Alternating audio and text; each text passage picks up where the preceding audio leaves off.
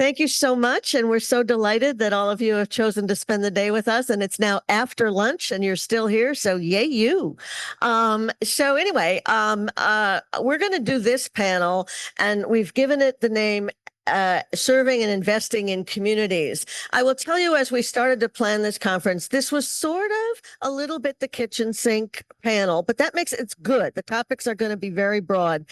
For those of you, and I know there aren't very many of us here, for whom the 1989 charter debates are lived memory, it is definitely part of my lived memory. I was a baby lawyer at the time, and I was actually paid to go do public advocacy around land use issues in the new charter. And I went to almost all 200 of those hearings in the course of doing that.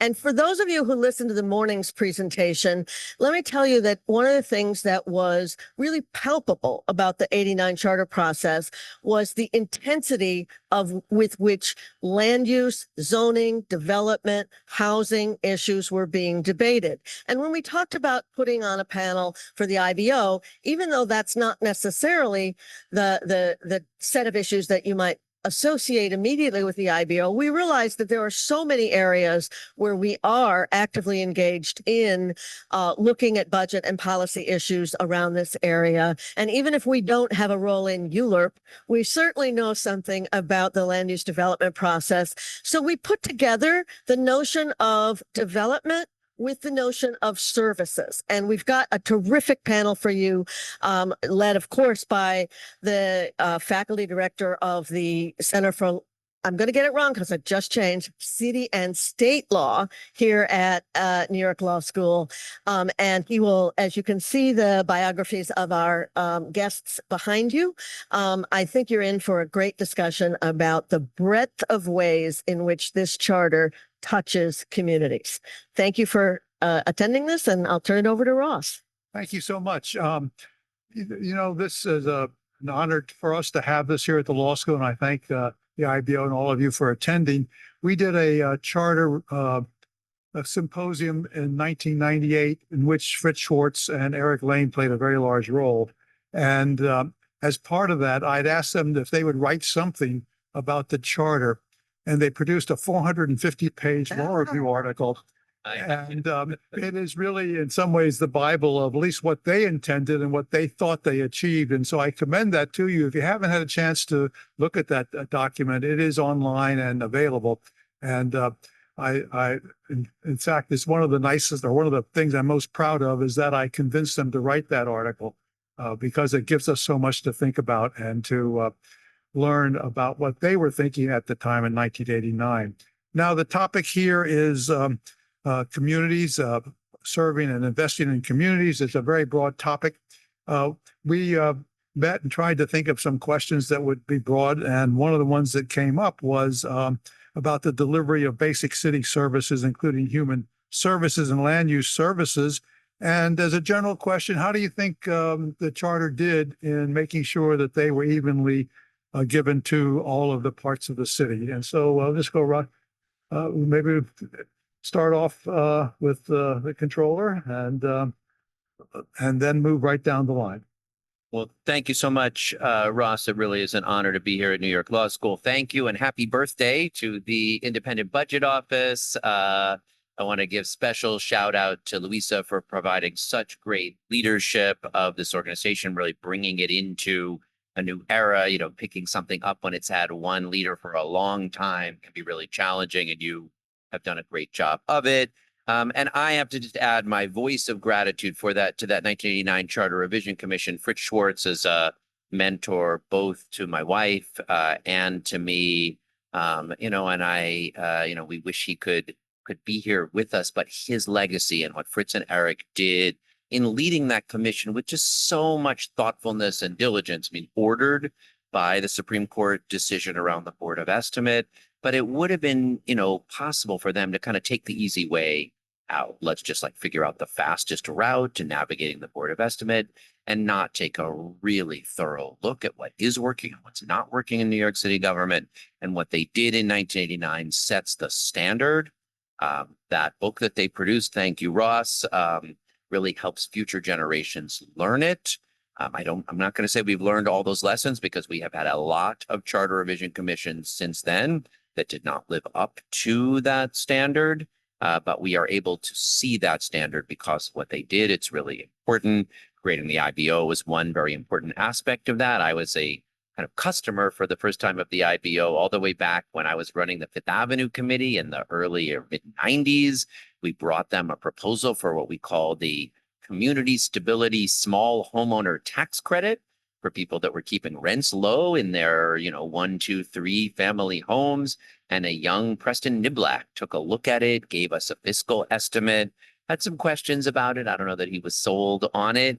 We did rename it. I don't know that this was the IBO's idea to call it the Good Landlord, Good Neighbor Tax Credit.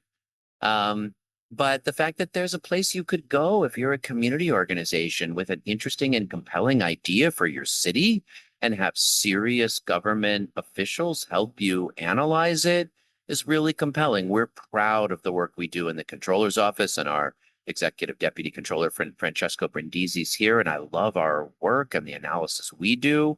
And in addition, having a place that community board members and community groups can go to get that themselves is really compelling and one great, wise move of the 1989 Charter.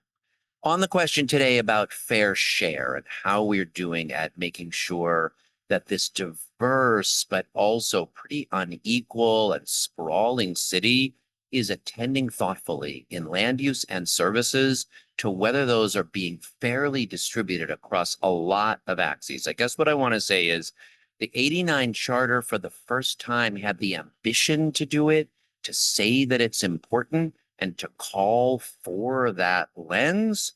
Unfortunately, it has not worked. That lens has not worked to provide the analysis that we need. And it is time to strengthen the fair share provisions of the Charter. Partly it just proved that there was no real consequence, not even to do fair share statements on many contracts that require it, on many policy decisions. So a lot of times you don't even know if they're done. Maybe they're in the agency filing cabinet, but there is not an online, transparent, clear system for seeing what is the breakdown of different burdens and services. Things people think they want, like playgrounds at schools, things people think they don't want, but we all know we need, like waste transfer stations.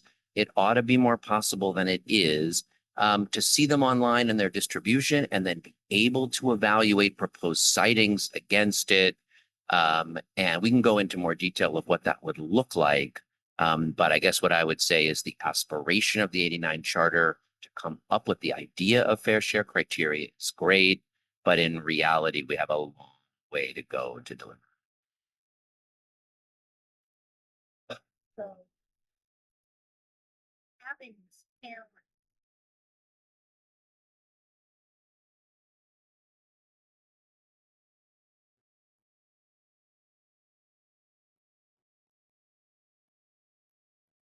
Sorry. It's a great tribute to all of you that you host these, which are such an incredible public service for all of us. I know I so appreciate learning and hearing from all the experts and appreciate being with such great people on this panel.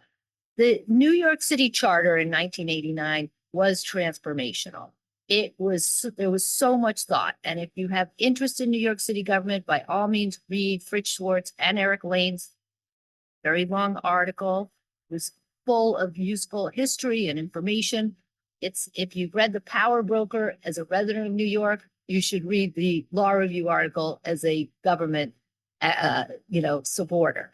So the fact that there hasn't been a lot of change to that 1989 Charter, to me, is sort of shows that it really was transformational. It really was something that a monumental change, an important change. And since then, we've done some tinkering, but no major overhaul. And always it's good to look at it holistically, but I think it's a real sign that it was a very thoughtful document. And I do think that there's a lot in that charter that is still a promise and hasn't been delivered.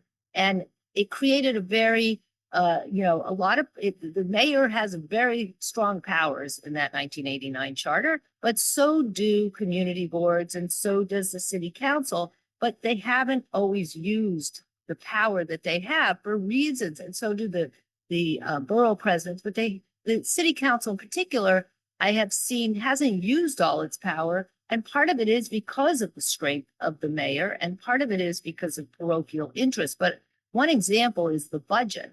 And the 1989 charter requires the mayor to have units of appropriation for every unit of spending. I don't think that's ever happened. That's really important for transparency, for the reasons that Comptroller has just said, that we need to have more information. And if the council really held the mayor's feet to the fire on doing what the mayor's supposed to do under the charter, it would create a more dynamic relationship between the city council and the mayor in terms of the budget. But those are things that still haven't happened, and they're a promise, that they still could happen, but they're there in the city's constitution. So yes, we need more information about fair share. We need to fulfill the promise of the 89 charter before we look to changes, I think. Thank you. And I want to thank the IBO for all of the important work that it's doing. And I come from that borough called Queens.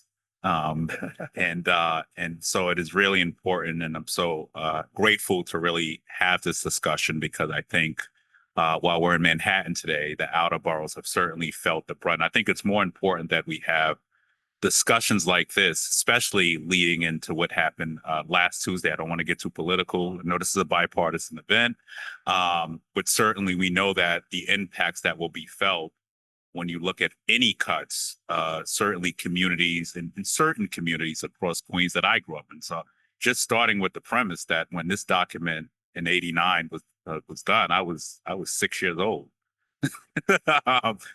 Has it lived up to its promise? I am 41 now. No, it has not. And I live in a place called Southern Queens. We're really on the outskirts.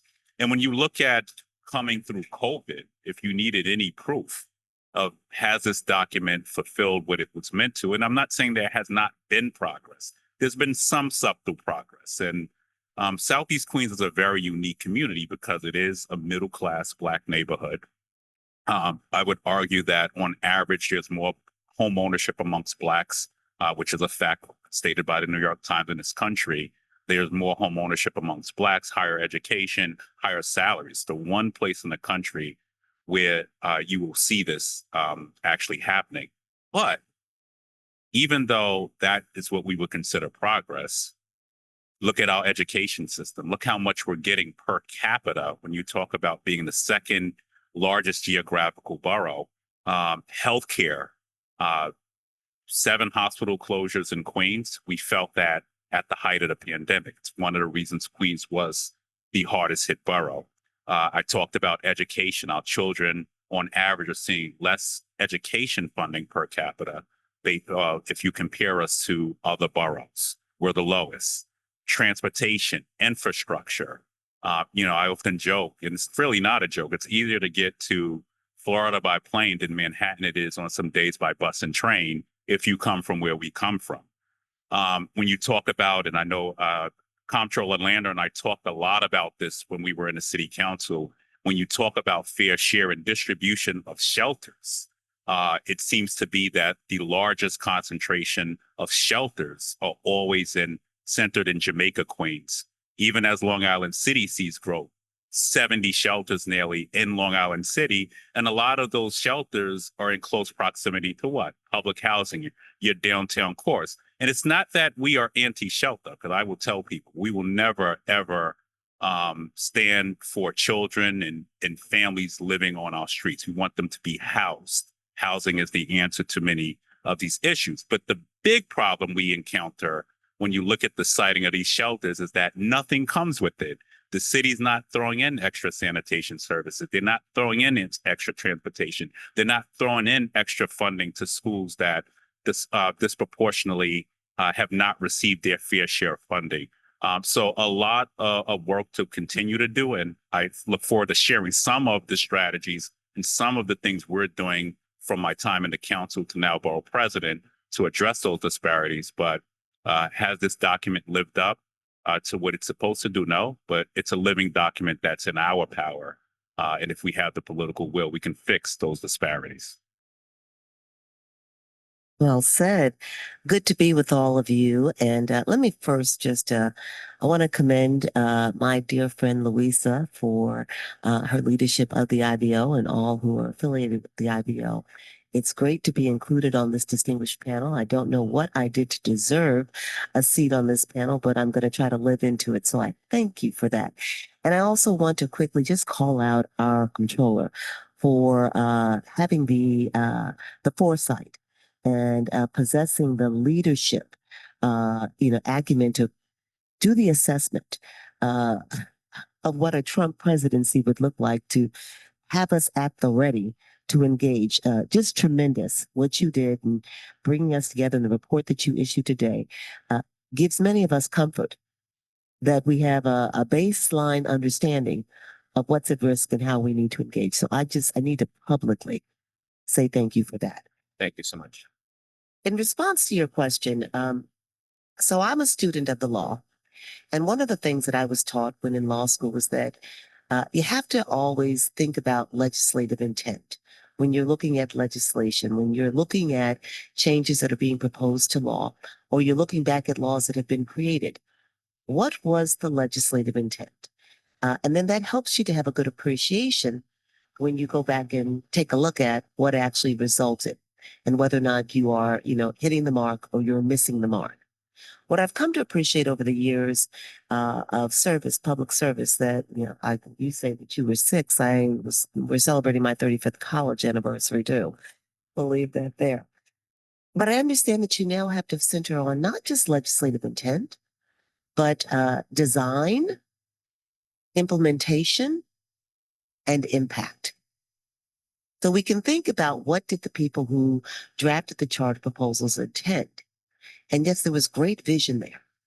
One of the things that I center on when I think about the 1989 charter revision is how they sought to be very intentional concerning racial matters in New York City at the time, and their desire to ensure that there was greater engagement of diverse communities when it came to what was happening in New York City. Decisions being made at the local level, in politics and more. If you just stay there for a moment, we have to appreciate that while that may have been the intent, in some ways, yes, we may have greater diverse representation, but still today we struggle with what that representation looks like when it comes to goods and services that are being rendered in the most marginalized communities here in New York City. So I think that the Charter Revision Commission of 1989 gets an A+++ in some respects, not necessarily across the board, for having a vision of us being a more inclusive society where there'd be diverse voice and representation. But what that actually looks like, how that plays out on a daily basis in New York City, not so much. Now, is that the fault of the revisions? Not necessarily. Is it more adherence to what was intended? Does it have everything to do with, what results from charter revision? How budget plays out? How decisions around budgeting and services and goods provision, all of that, how that plays out. The charter doesn't necessarily capture all of that line by line. And so it's good when we do these look backs because we get to see, was it intent? Was it design, implementation? Why did we stop looking at the impact? So let me take a leaf from Errol Lewis. He asked about numbers, too much and too little. So let me raise a question. Land use decisions, zoning, rezonings, special permits. And the goal of the charter was fairness and equity and thinking and making sure that communities got a voice. Too much or too little? Where are we today on this? Too much with the communities or too little with the communities on land use decisions such as special permits, zoning, rezonings? Too much or too little? I would say it's down the middle. And I, just in all transparency, used to chair the zoning committee of the city council and had to shelter into two big policies, right? We had MIH and ZKO, very controversial, just as controversial as City of Yes that the mayor has proposed. Now, I will say when you're talking of these landmark land use proposals, so thinking of City of Yes and City of Yes is now in play, community boards have 60 days to weigh in. And these are big proposals. Zoning is very complex. And one of the things we've done at the Borough President's Office is to do more education, orientation requirements now within our office to make sure that we are strengthening the knowledge of community boards, but it's still not enough. You're still technically tinkering around the edges. I would argue that if you spoke to community boards on big land use proposals, they're going to say there's absolutely not enough time. And I would argue even for us as borough presidents, you know, the community boards have 60 days. And then once they send their approvals to us, we have 30 days. And we have a lot to digest in a proposal like City of Yes or a neighborhood rezoning. We're now in the process of doing both Jamaica and Long Island City. And there's more on the horizon. We got through Willard's Point. But I would argue that the community boards need more time. I think the charter, and I know the city council speaker has passed legislation. I know we'll be looking at another charter commission. I look forward to certainly having an appointee on that commission to really start to rethink these things. Because even for our office, and I talked about funding, even though we have the second geographically largest borough, also what we have not taken into is population growth. Right. So I have 2.4 million residents in Queens. And then you would think as we have these discussions around enhancements to the budget, that we would get more if we see 50,000 newcomers. So Queens has technically, and I don't like to use the word brunt, taken in more newcomers than anyone. So I have 1,000 individuals at JFK. I have 1,000 people in a tent in just about Queens Village, at Creedmoor, at the former Creedmoor site, or at Creedmoor site. A portion of it. And with that comes challenges, right? The issues around more sanitation, the need even for our schools, which were already, Queens has already faced an overcrowded burden when it comes to schools. Yes, we are slated to get more school seats than any other borough, but we're a day late, $1 short, right? When we have to deal with the here and now. So I would argue land use is complex. I would also say that the City Planning Commission has done a better job. Department of City Planning has done a better job at trying to do outreach. But one of the failures I often point to in that department is that you have to have planners that also understand the communities, that understand the complexities around infrastructure. Very easy to go into a room and speak about R2, R6, you know, all these acronyms around zoning. But it goes over people's head. They want to know that their children are going to have a quality school. They want to know that the infrastructure, because we do have major flooding issues in Queens. And that's even through the City of Yes, it's been raised a lot. That's real. I was able to secure about $2.5 billion to deal with flooding in Southern Queens. But you're talking about 60 projects that have been on the books for 40 years. We are now at number 21. Right? So we're still behind. And a lot of that had to do with inequity. And let me just make it plain. Racism, environmental racism, environmental injustice for these communities. And so as my sister alluded to, the importance of making sure that, yeah, we have more diversity in leadership, but what are we doing in these positions? I was able to chair the Environmental Protection Committee at the City Council. That's how we were able to secure those dollars for Southern Queens. But climate change goes beyond just Southern Queens now. It's a borough-wide issue now. I don't know if it's going to hit Forest Hills. I don't know if it's going to hit East Elmhurst. I don't know when it's going to hit the Rockaways again, right? It's whack-a-mole. So I know I'm going over my time, but I just wanted to stress that we have to have holistic planning. And the key to that is listening to community voices. We're not always going to agree. even with community boards on land use decisions. I made that very clear when I came in as borough president. We have to build housing, but we also have to think about holistic development, which includes infrastructure and all the other challenges. If I may jump in here and just add one additional point, building on all that you've shared. You know, we had in the charter revision of 1989, changes with respect to land use and fair share, the ULUP process. You can put that on the books. But if you're not addressing the underlying David and Goliath challenge, that those who will be, deciding how this process goes, hold all the power, then all you're doing really is putting on paper what looks like greater fairness and greater opportunity. But you're not necessarily supporting the communities to really have voice and say. And I believe that, I'm not going to say I believe, I know that is what has happened. I've been a part of ULURP processes through the years when working in city government. And you can see how community comes to the table, reading the charter and believing they have voice. But that voice is quickly muted, whether it be by, developers who've got a strong arm in the community, by the elected officials who want to make sure that they're taking care of people who don't want certain things in their community. So it is a David Goliath game that we're playing. And that's why I keep on coming back to, what does this look like? I mean, and I'm just going to call it. We've had some of this problem with closing rikers. So some might say, we've got the laws in the books that are to support this work.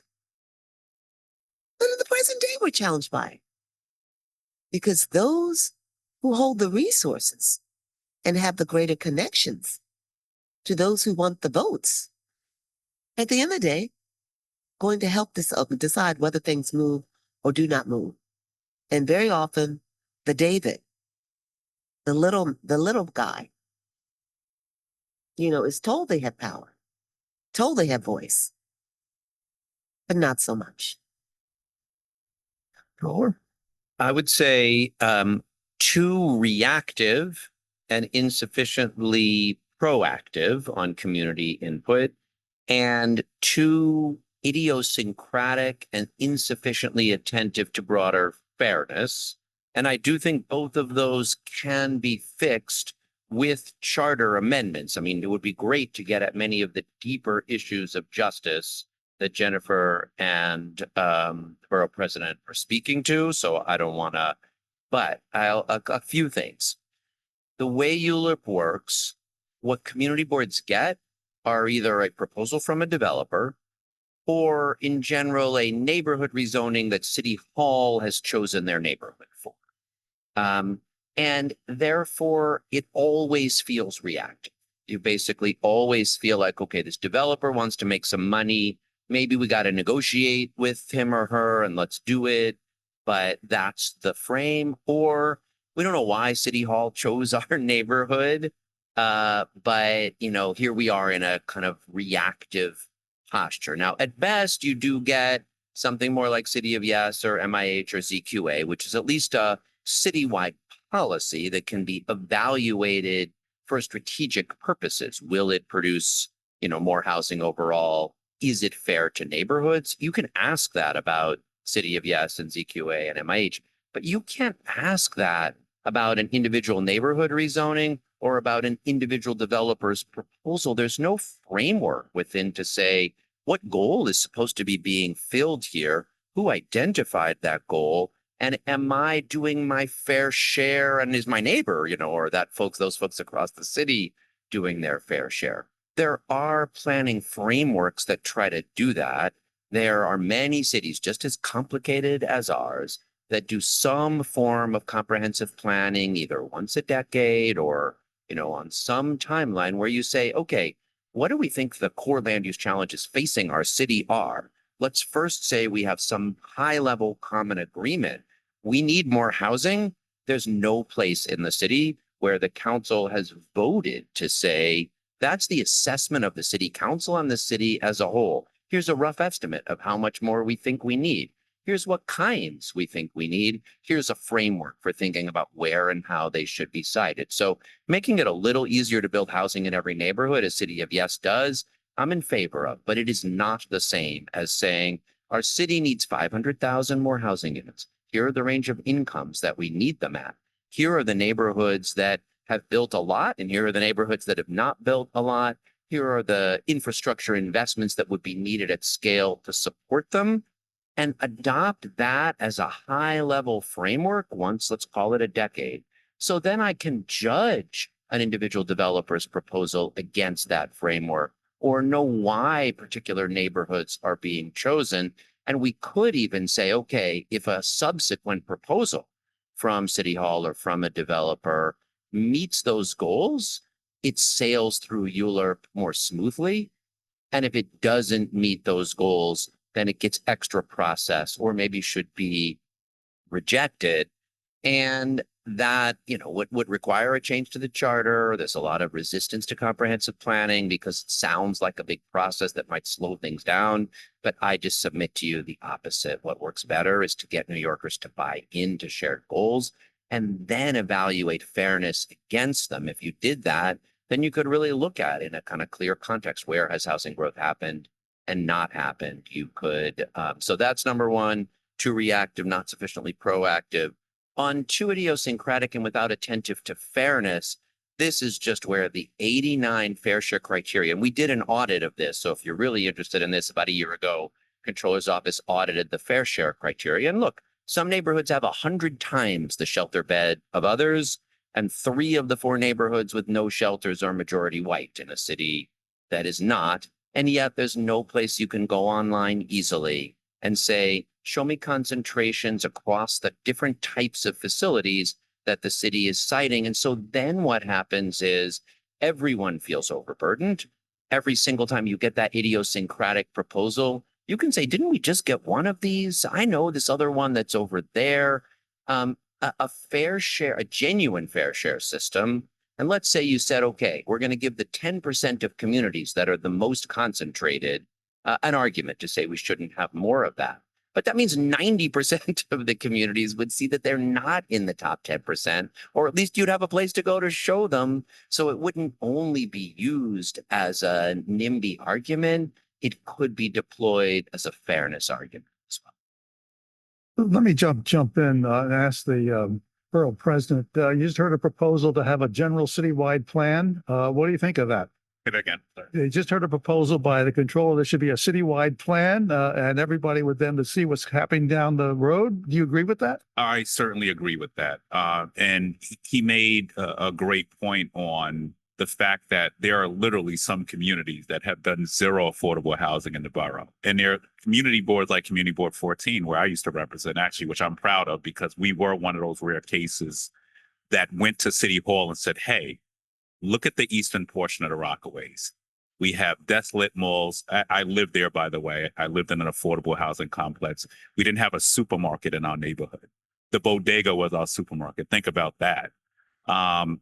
So in Far Rockaway, we were able to then go to Deputy Mayor Alicia Glenn, to now Deputy Mayor Maria Torres Springer, and do an actual walkthrough of the community. And I think it's one of those prime examples, and the Rockaway rezoning has not been spoken about really citywide. It's one of the more successful rezonings under the de Blasio administration. And it's actually the only neighborhood rezoning that got support from the community. No, the Gowanus neighborhood road. We got Under the two. all right, We got the number two.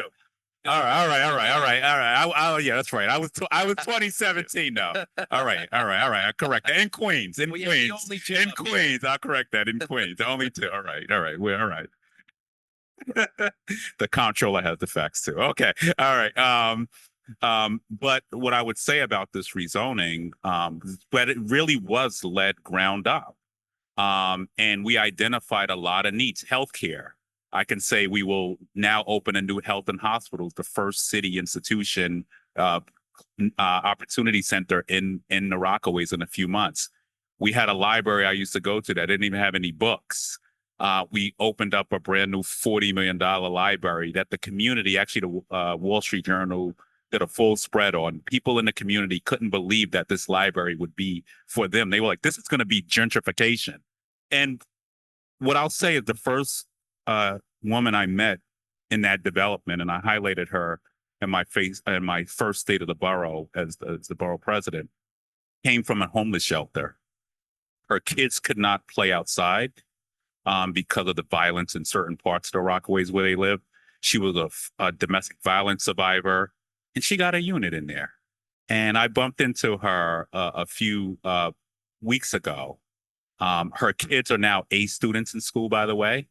She has another one on the way. We have something called Our Space units in that development. It's called Rockaway Village, 1,800 units of real affordable housing for those earning, those at 15% AMI and up to 80% AMI, 15% set aside for formerly homeless families. So where there's a will, and one of the things I was very explicit to the de Blasio administration is that this has to be for the people of the community. This has to be for the people of the community. And as we built it, people could not believe it was for them. And I'm so proud to say 86% of the people who live in that development today are people who are from the neighborhood.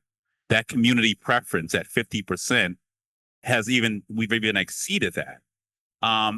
Obviously there was a lawsuit, so that's not going to stand anymore. That number will decrease in the days to come. But I would say we need to see more of that. Did we solve for every issue in the Rockaways? Absolutely not. We still need a trauma center in the Rockaways, right? So there are still things we have not solved for, but bite by bite, we started to address those historic inequities. We couldn't even get a school, even with 10,000 units slated to happen out there. Finally, a few months ago, SCA agreed to do a school because I said, wait, you do rezonings in other neighborhoods I get to see across the borough. So as we talk about that question of fairness, right? And we talk about race and class, why is it so hard to get a school in a Black neighborhood when you're putting upwards of 10,000 units, but then you build 7 in another part of the borough where there's the same equivalent of units? That's not what the Charter Revision Commission envisioned in '89. So it's still a fight. That inequity is still there.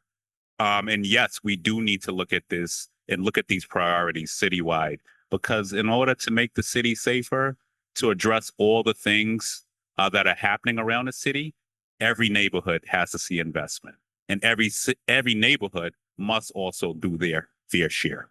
Let me bring Liz Fine into this. And I'm going to maybe put you on the spot a little bit.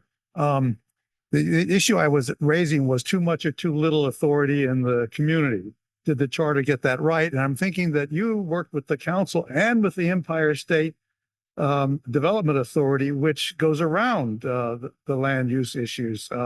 So too much or too little authority in the communities. What do you think? So I worked with the city council, and I actually thought that the community had a fair amount of input in the city council. I think that the council members do a very good job of representing what their community wants and expects in a project. And they have the power, as we saw in Industry City, to stop a whole development from going forward. And so I don't know that I agree with the concept that the community doesn't have the power. They may not use it as much as they could. There needs to be fairness, but I think that there's a lot of power there. And is it the right balance? You know, Empire State Development, you could say, has too much power to go around local government. It was created in the 60s when there was major decay everywhere, and projects weren't moving forward because of local opposition. And what did they do? They built a lot of housing. They revitalized Times Square. You can see all over the city projects that they did: Moynihan Station, Brooklyn Bridge Park, Queens West. I could go on. There's quite a number of housing and economic development projects they did with zoning overrides, usually in cooperation. I think almost always in cooperation with the city. The big flame up was Amazon, we all know. And that's when I feel like there was a shift, and the community really got more empowered and got the sense that, you know what, if we can stop Amazon, we could stop almost anything. And the challenge is we really need housing. We really do need housing. And the governor last 2 years ago proposed for the whole state, it didn't affect New York City, that every community build 2%, increase their housing stock 2% a year, I think it was. And there was such a revolt because so many communities on Long Island and in Westchester, no, not in our community. Transit-oriented development, no. You know, there's a lot of inequity in that reaction. There's a lot of inequity and not in our community. We want to keep it just the way it is. We don't want anybody moving into our neighborhood who didn't already live here and grow up here. So I find, you know, I'm a little torn on this subject because I think it cuts both ways. And I think there is a middle ground. And I think that, you know, sometimes a community has to put up with something it doesn't want for the better good. And so there is a balance, and how we strike that balance, I don't know. I'm not sure we're there right now. If I may just jump here and say that I think I appreciate the points that you're making, Liz, and I appreciate the examples that you provided. I think we also have to think about who we're talking about when we talk about community. Many of the examples that you provided were examples of gentrified communities with greater voice of, white, more resourced people. And I think that we can look across the city of New York and readily appreciate that we don't see the same outcomes when the communities are predominantly communities with residents who are persons of color, who are lower resourced. It's very much the case that if you just talk about how we engage with community, and when we hold hearings, very often, you know, the people who are in less resourced communities, predominantly communities of color, don't have the time or the capacity to come out and engage and be a part of a hearing or a process. So yes, communities do have voice, but not every community's voice is equal. And not every community has had a fair say in what is happening in their community. And now we can look to places across the city of New York that once were predominantly communities of color with families with lower resources, and see, you know, that there's great change. But that change has come with those communities being gentrified and saying, I want better schools. I want, more, outlets for my children with respect to parks and recreation. So I appreciate the point that you're making, but it does not negate the point that I am making. It all comes down to which communities you're talking about when we talk about who truly has voice and is able to make their needs and their concerns known in a way that they can be heard and responded to. Okay, you can applaud. The Charter Revision Commission in 1989 was very concerned with equity and fairness. And in terms of ULURP, I don't recall they made enormous changes in ULURP, but they made an enormous change in the council. And their focus was on the council as the guardian of fairness and equity by increasing the numbers and reducing the number of population of each member. That was their major way of offsetting the stronger mayor. They didn't think about term limits, though. And we have two former council members here. Is the council living up to its responsibilities on equity and fairness under a term-limited regime? He wanted to fact check me. I was waiting. Okay. And actually, I'm just going back to Gowanus. That happened when I left the council. That's why I didn't have recollection of it. Okay. Correction noted. Two excellent rezonings that won the support of their community boards and in quite different communities, actually. I actually think it's instructive. I mean, this is just to my point on when you do proactive ground up planning, the Rockaways were able to add a lot of housing despite fears of gentrification and have it genuinely be for people from the neighborhood and do a lot of homeownership and bring resources. And in Gowanus, we were able to persuade the communities of Park Slope and Carroll Gardens and Borum Hill that it would be okay to add 8,000 new units of housing, 3,000 of them deeply affordable, tie in the renovation of the public housing nearby. That wasn't, and still win the overwhelming support of the community board. So there's some hope if you can do proactive ground up planning, that you can lead the city in that direction. But I think in both cases, what was different was it wasn't brought just by a developer, and communities didn't feel City Hall had targeted them. And that's great if you got, council members and communities willing to do that. But then you can't just say, well, everybody who's not willing never gets called on. And that's the framework. Yeah, and I'll just add, I think to your question, I think that you have the new city council, first of all, is arguably one of the most diverse bodies that we've seen, woman-led as well, the largest woman body that we've had. And through my experience with at least two council members that I'm working with now, Julie won on the One NYC plan, has been awesome. Councilmember Natasha Williams, who has taken the helm at the Jamaica rezoning, and we obviously give each other space as we negotiate and come back together, certainly to make sure through the process that we are collectively working together to make sure that we can bring home the strongest plan. I would argue during this day and age, absolutely yes. I think that once again, some of the work being done even from the Jamaica rezoning right now, and the One LIC plan, just very thoughtful. And the needs are very different, and they're complex because you have Western Queens and Southern Queens. One thing that brings them both together, though, is the question of infrastructure. And you'll find a lot of similarities through the rezonings and the need to make sure that infrastructure investments are being made in these communities. Jamaica is growing, but a lot of the housing in downtown Jamaica right now, and I think the last rezoning done there was done under the Bloomberg administration, a lot of it is market rate housing. The community feels like they can't, and we have a lot of civil service workers, so I want to put that out there as well. So a large majority of the units are people of color living in them, but you also have young people who feel squeezed, who can't afford those rents, who are not making those wages right now, right? And LIC, you would think that, okay, Long Island City has grown by leaps and bounds.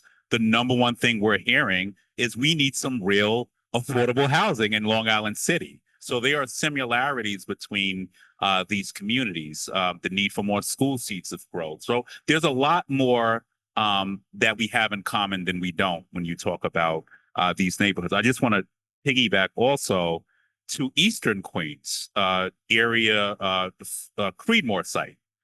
For 40 years, every governor has tried to move forward with developing nearly 40 or 50 acres of land that has sat desolate at the Creedmoor site. Eastern Queens is the middle class neighborhood, changing certainly, but there have been loud voices who've been able to co-opt that process for over 40 years, where you have all this land sitting there and nothing is done with it. And if you know anything about that site, you'll know that I believe under the Mario Cuomo administration, that a lot of that site was shut down. Obviously, the changes in mental health deliveries and services. We actually approached the governor. We approached Governor Hochul in 2020 or 2021 and said, we have 40 acres of land sitting here, and we understand that the community has been resistant to developing this site, but we are in a crisis, last I checked. And while I would normally not support a GPP process, we did a GPP. We have a plan now. We are now in environmental review, and we really have an opportunity to do some home ownership, affordable home ownership, veterans houses, supportive housing. And we've gotten pushback, by the way. But the difference is that GPP, to the credit of working with the governor, has told people they have to come to the table this time. I believe if this was a ULURP, it would not see the time of day. So this is one of those examples of in a community where we've been playing a zero-sum game in Queens for 40 years, and the GPP will actually help us accelerate the very goals we're talking about, and ensuring that every community does their fair share, and that every community is also supporting the policy that the city's trying to push forward at the state as well. So, yeah, Liz. I just wanted to comment, because picking up on what Jennifer said, I think going back to the 89 charter, it's a useful document, but it's superimposed on a history of inequality and racism. And it doesn't address that. It doesn't fix that. It doesn't compensate for communities that were already treated poorly historically and the inequality that exists. So there's no corrective measure in the charter. And I think what's happening and some of the issues you're raising those are still issues that we all have to address. Right. The charter is not necessarily going to be the vehicle to address them. I do want to give the 89 charter, though, credit on the council and what it would take to make the council a genuinely more diverse body. And they meant, that was their goal. Moving from 35 to 51 council members was to produce a council that better reflected and represented New York City. And since then, the council has better reflected and represented New York City. And, I think Donovan would have won one of the 35 seats, even if there hadn't been 51. But it is more diverse. It's now majority women. It's majority people of color. The campaign finance system that came in not long afterwards has meant that people without access to wealth and resources can serve. And of course, that hasn't overturned all the patterns of discrimination, racism, and inequity. But I think it really matters. And if you look at who's in that council today, they do generally reflect and represent their neighborhoods. They're smart, fierce, often young fighters for it. And I think the 89 charter revision gets credit. I do think two-term term limits are a problem here. I think we should have two-term term limits for citywide elected officials, but I think probably it should be 3 for council members, partly just because it takes a little time to get your sea legs, partly because we've now had a series of one-term speakers. Well, if you've got two-term council members, you're usually going to elect someone in their second term as speaker. So the last 1, 2, 3, 3 of the last 4 speakers have been one term. And in a system with so much power in the hands of the mayor, that puts the council at a disadvantage. So, the people of the city are not going to vote to give council members a third term. But I think that's one area where, you could get a little better balance if they did. Okay, we would open it up for questions, and there are places to come up for and line up. We should have a lot of questions and Yeah, probably the better conference questions than we have. If I may say something before we open up, Yeah. just building on Liz's point, talking about what the 1989 charter did, but what it did not do. I mean, it was kind of the revisions were birthed into a city that was still centered like the nation on injustice and inequity. It was steeped in that. In 2021, 2022, the work of the Racial Justice Commission was intended to actually address the very issue that you're talking about, Liz. In fact, we had a conversation with Eric Lane when the charter revision proposals were put forward in 2021, one of them establishing that New York City's charter would now have a preamble. One of the first things that we appreciated when we opened up the charter to go in and to look at how we would begin to dismantle structural racism and inequity was that the charter did not have a vision, a set of values into which we as a people would live. So we had a charter that set forth how government was to function with no North Star, no centering on, well, who's entitled to the services here in New York City? Are we all as residents to be treated equally? Are we all seen as having value and worth? And Eric Lane said to us, of all the revisions that we put forward, he thought that was in some ways the most impactful because we were now saying to the New York City electorate, as well as to the electeds and to government officials and staff, we believe we are a multiracial democracy, and everybody in this city is entitled to live with dignity and to have full access to all that this city provides. If you don't do that, these are just words on a paper that people get to implement however they see fit. So that was one of the enhancements that needed to be made.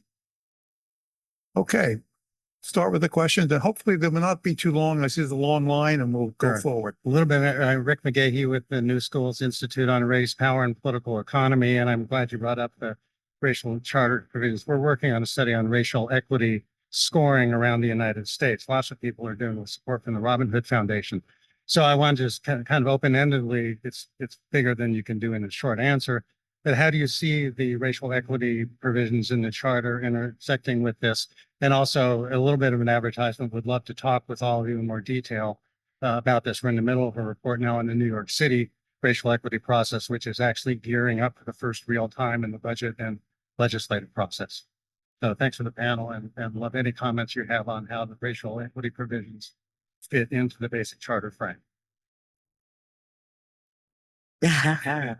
We did a racial impact statement for the Gowanus rezoning. The law requiring it hadn't actually quite gone into effect yet, so it wasn't legally required, but because it was in discussion, we thought we should do it. We commissioned it. It showed that in that case, without the rezoning, we would wind up with a whiter, wealthier neighborhood, and with the rezoning, we would wind up with a somewhat more diverse neighborhood on income and race, and that was an important part of making the case for the rezoning.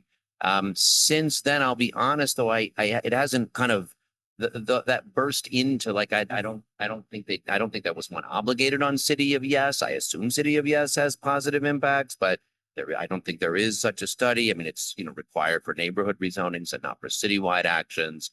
So I'm optimistic it will be a good tool, but I look forward to reading your study to figure out what's really happening. I'll quickly add, it's been a slow build.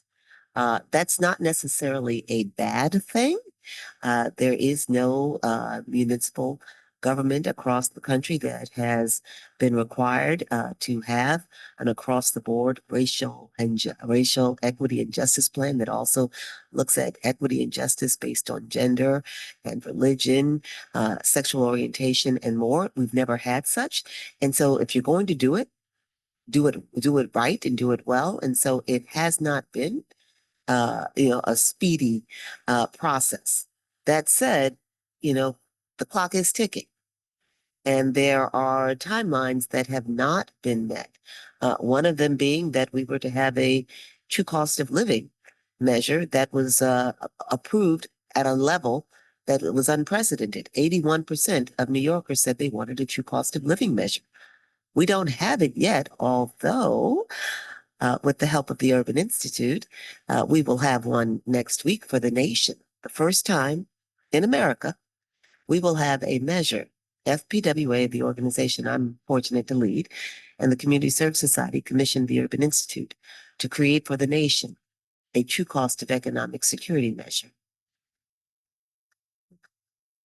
And we'll have it beginning next Wednesday. Stay tuned.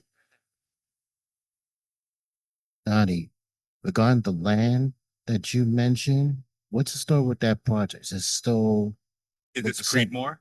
does it still look the same? Is anything So happen? for 40 years, this site has sat desolate. There are facilities on the site that have sat desolate.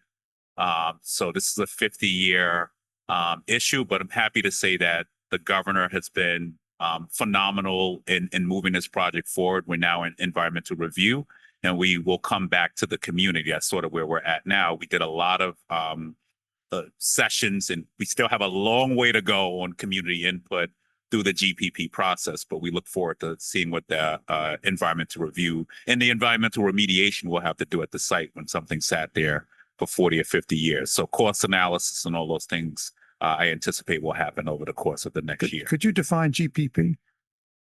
General. In layman terms, normally we have to do what you call a city ULR process. So the city council would go through this review process, go through the city council, go through the community board, go through even the borough president. The GPP allows the state to override the city on the ULR process. So they don't use it. I think Amazon, as Liz mentioned, they used it. A few other sites, but the Creedmoor site is a site where actually I opposed its use at Atlantic Yards right up until the New York Liberty won their championship a few weeks ago. Atlantic And Yards. now I've accepted that it was okay. The community hasn't accepted the GPP.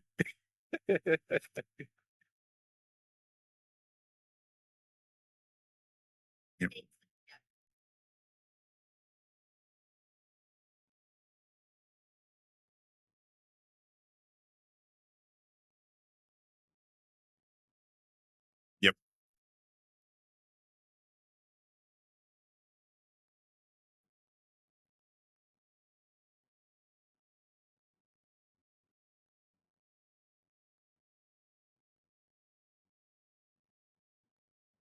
Thank you for the update. Thank Can you you. hold an event of that at Queensboro Hall at a later date?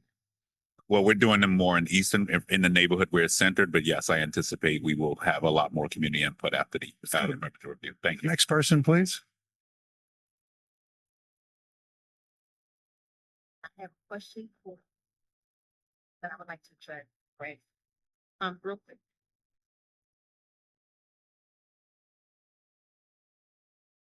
I'd like to know if you have 1 minute.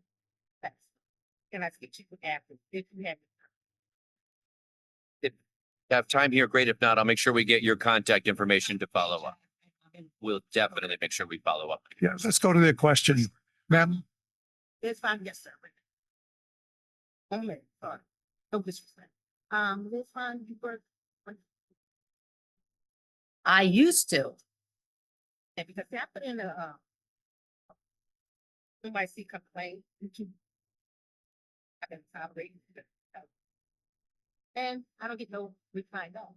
And I'm also called the off, the number just.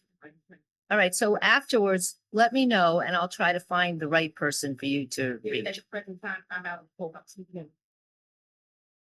And my assistant's in the room, Rain, and she will come find you and make sure we get your contact information. thank you. Thank you. Next person, please. I said, no, I said next person. Thank you. Hi there. I'm Sarah Parker and I'm with the Independent Budget Office. IBO has done over many years a lot of work on topics that you were discussing today. So questions on land use, siting, infrastructure, particularly sanitation garages, water and sewer systems, stadiums. Can you speak to how you see IBO's work in describing the budget and city investment in these types of topics for your work going forward?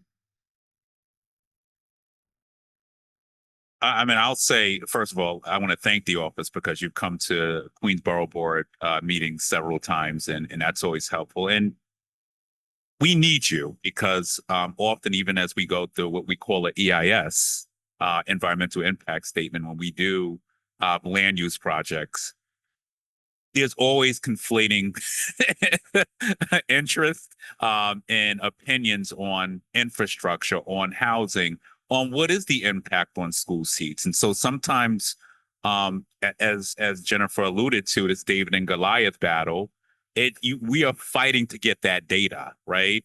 So I think having the IBO, work closely, and I know the city council has their own independent land use division, but perhaps I think more partnership through these conversations. I think as we look at Jamaica, as we look at LIC, there's definitely can be some synergy there for us to sort of bounce ideas off of you on what do you think of the numbers that City Hall is giving us that may or may not be factual. But that's where I think we could strengthen our relationship if that's the question. I'll add, I mentioned that the measure will provide a look at states and how, how people fall above and below a threshold of economic security that centers on not just what it costs to meet your daily needs, but what it costs to plan and save for the future, weather an economic storm, save for your children's future. It will look at counties as well. So we will have, as early as next week, a look at, the economic security levels for people here in New York City. And it's going to help us to appreciate whether or not we have high cost issues or low resource issues. It's going to help us appreciate, what are the pushes and pulls when we look at everything from, taxes and incomes and home ownership to, how that lines with cost of food, cost of housing, cost of, healthcare in New York City. Where I'm going with this is that the IBO will be able to look at this data and help us think about how we as a city are funding, not funding, critical policies that will help to control against increasingly middle income New Yorkers leaving the city. Where are the holes and the gaps in our policies, in our services that are constraining people and keeping them from living with security? And so that's one of the ways that IBO can engage. Go to the controller, yes, on, My favorite IBO document, well, I like a lot of them, but certainly the annual document that looks at potential savings and efficiencies across city agencies and potential revenue raising opportunities across city agencies takes by far the least politicized, least motivated. A mayor is putting a budget forward with a set of motivations, you know, then the council responds. And the IBO puts out this document, which every year is like, oh yeah, isn't that what the budget conversation should be about? And I think there's a separate conversation. How could we make the city budget conversation more about the kinds of things that the IBO is laying out in that and other reports? The process that we refer to as the budget dance has gotten stale, and it obscures many of the things that we would be better talking about, right? And so like generally a mayor has a couple priorities, and so that's what they're putting out. They then put a bunch of big cuts on the table in order to make that what the council has to respond to. And that tends to be what is talked about for 6 months. We've laid out some ideas in a document we call the Modernizing the City's Fiscal Framework that thinks a little about how could we try to have a conversation that's more like that document you put out about where there are opportunities for savings and efficiencies. So thank you to the IBO for kind of keeping eyes on the prize. I think it's worth thought about how we could evolve our process to elevate conversation about it in the budget. go to the next person. Thank you. Hello, Celeste Leong, District Manager, Brooklyn Community Board 4, also the facilitator of the Future of Community Boards Working Group, which represents district managers citywide. I wanted to know, with the change across the city, you know, thinking about gentrification, turnover at community boards, also term limits that are coming up, you know, everything that's happening in the city can be very daunting, especially for people that aren't involved, the average New Yorker. What suggestions do you have for building capacity awareness on a community level? I mean, I can't tell you how excited I am to know that you've got that working group and that you're here at this panel. So I want to make sure we follow up with you because I honestly had not heard that that working group existed. At community boards, they don't have that much staff. And so when they're asked to do more, they say, we can't possibly do more with the resources we have. And I get the feeling of being overwhelmed.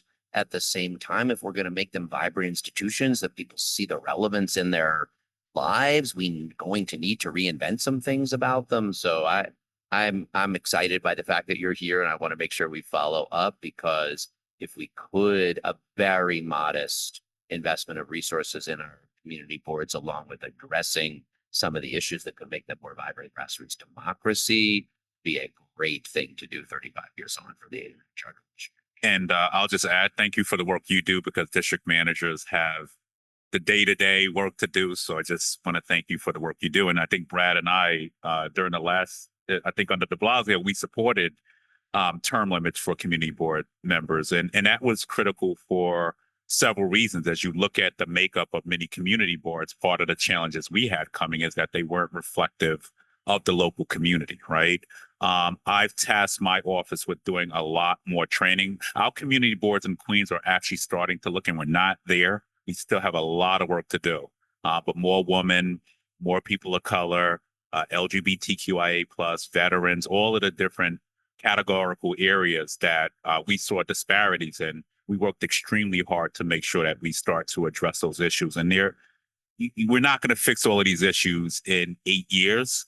But what I would say is term limits will be helpful, I believe, in also ushering in a new conversation, because often as you encounter, I'm sure at your board, if there's a conversation around land use, it's the same loud voices that have stymied growth in a lot of areas. Not saying everybody's a NIMBY. There are legitimate conversations to be had.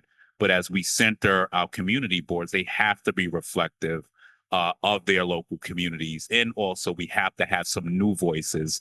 I commend people who've been on these community boards for 50 years. It is a noble thing to serve your community for 50 years and not be paid for it. But it's about that time. So we're thinking of even how do we, in lieu of community boards, the term limits coming in 2027, how do we start to prepare that next group for leadership as that happens? We may have to start phasing people out a little earlier in Queens. And that's something my office is technically thinking of now so that we can get the new crop of leaders in who will understand Robert's Rules of Order, who will understand how to run a committee. And that groundwork starts from now. We're at the end, but we're going to take the last two questions. Hi, thank you. Lisa Dagley, and I head the Permanent Citizens Advisory Committee to the MTA PCAC. It's great working with many of you and those who I haven't worked with yet, I will. And I really want to thank the IBO for the work that we've done with them.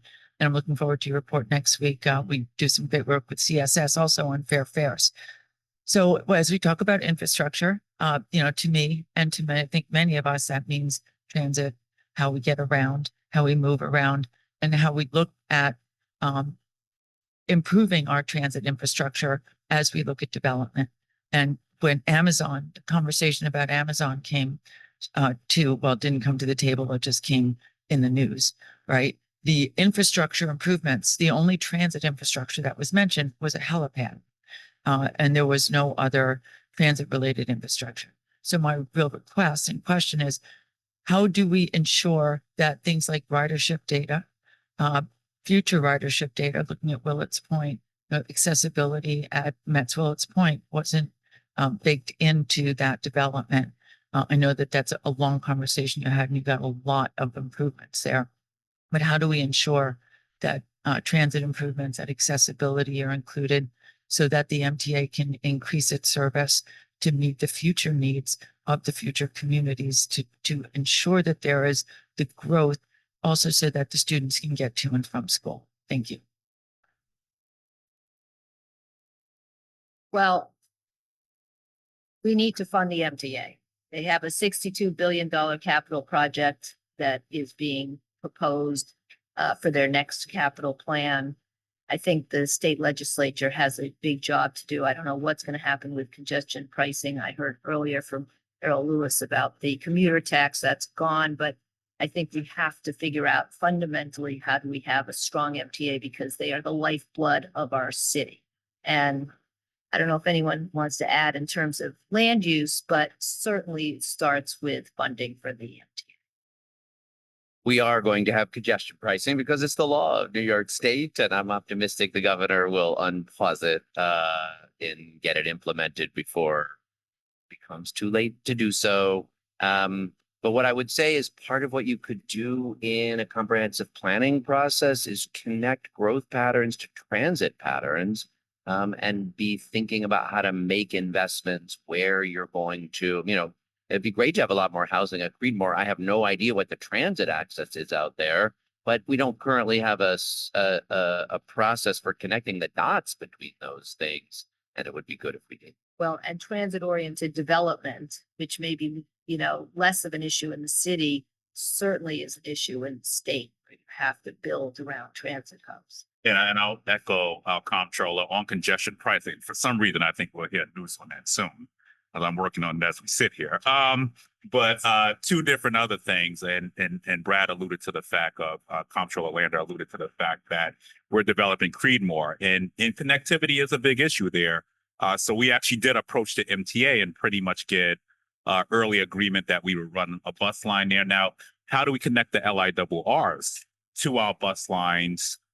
So where I live maybe less than 2 miles away from LIRR, but if I wanted to hop on the bus to get there, there's no way to get there. So we are stressing to the MTA, even through their bus redesign plan, on connecting, especially those communities on the outskirts on the Nassau border. How do we can make that connectivity happen? So happy to do that. And then just thinking about how you mentioned Willets Point, we will, I anticipate, see a lot more bus service and connectivity there. So we are centering these conversations. Downtown Jamaica, a new bus depot, which we're in final negotiations, Musa, with the MTA on now to build a state-of-the-art center. So my senior citizens and young people don't have to get rained on every time it rains on at a station as well. So there's a lot of work to be done on it, but as everybody alluded to, we have to fund the MTA, and the MTA has to be focused on the outer boroughs. We are part of New York City. Everything can't be Manhattan centric. Coming out of the pandemic, live, work, and play. That is the future of New York City. More people are working from home than ever, right? Sorry, new day. So we have to really take into account transportation and how we connecting people to come in to the boroughs like Queens. IBX, a great example of that as well, where we're going to take people from Bay Ridge and they could come and eat in Jackson Heights now and spend all their money and then go back to Bay Ridge. We want to take your money. Come on in. So those are all examples of things we should be thinking of in terms of growth and transportation. Yes. Hi, Catherine Hughes from down here. I was chair of Community Board 1 during Superstorm Sandy. I'm very aware of our 520 miles of coastal waterfront in just in New York City alone.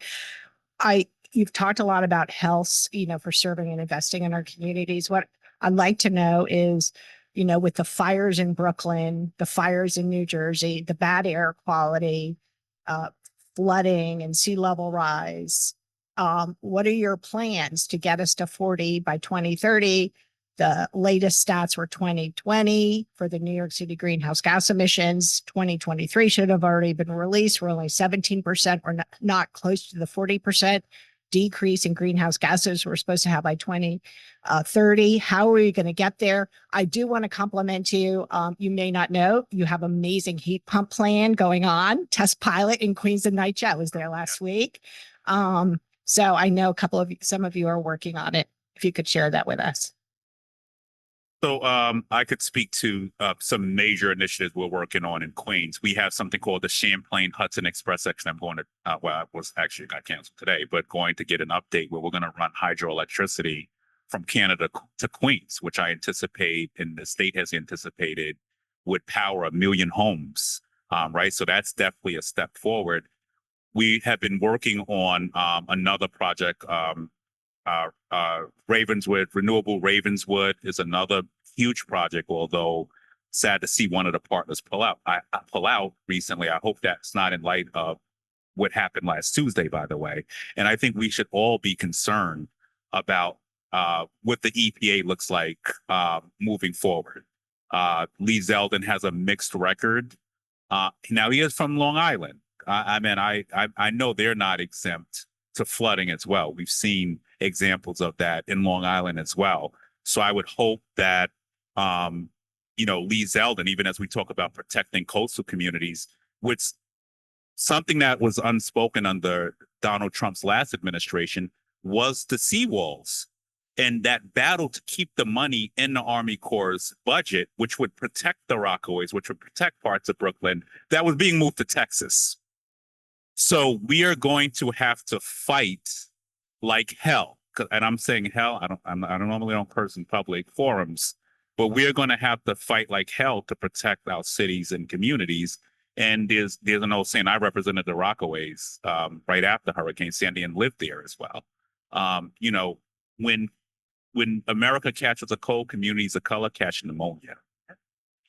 And as we talk about environmental justice, the communities of color are going to be the communities that are most impacted. And you cannot resolve the issues around climate change without addressing the systemic inequities in communities like the Rockaways and other places. But I will say is states have a role to play. We can talk about the HEAT Act. Cities still have a role. I rolled out the One NYC plan with de Blasio when I chaired environmental protection. So there's a lot of good things happening. Geothermal pumps in NYCHA, the Green Roofs bill. But those are all pieces in the puzzle. We really are going to have to fight at the federal level to make sure that we're preserving everything possible as well. Any other short comments from the panel? And then I'm really proud of the work we're doing in the Comptroller's office on climate. You can look on the website. Obviously, we mostly focus on our financed emissions, the $285 billion in the pension funds, and we are the leading U.S. investor on driving decarbonization, and I'm happy to follow up more on it. But I will just underline what the borough president said. This report that we put out this morning on the threats and risks New York City faces from the Trump presidency, the climate section is devastating. 150 of the 900 pages of Project 2025 are about their intention to roll back climate progress. Now, there may be some opportunities for strategic partnerships because The majority of the Biden investments in solar and wind are in red states. And perhaps there will be an opportunity to work with Republicans to stave off some of the most dire cuts. If we don't, we will be consigning our children and grandchildren And to could- much. Well, And can I just add to that one thing too? If you don't need any further proof that that is feasible, ExxonMobil's CEO came out against Donald Trump's EPA directors on cuttings. I don't know if that's a glimmer of hope. I don't know, but I know we're going to have to fight. Well, I'm going to just sum up very briefly. I think the 1989 Charter Commission did great, and that we don't want to make any more changes. So thank you all for the panel, and we will see you in 10 minutes. Yeah.